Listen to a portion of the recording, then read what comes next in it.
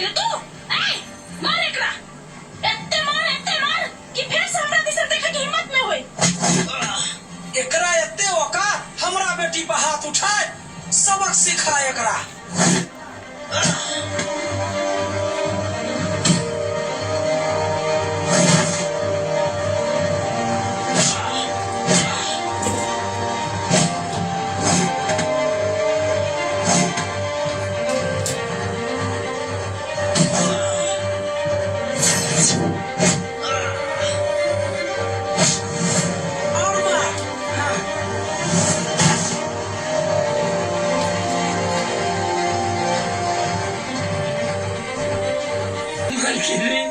हमार बेटा कौन गलती कैले? कौन गलती?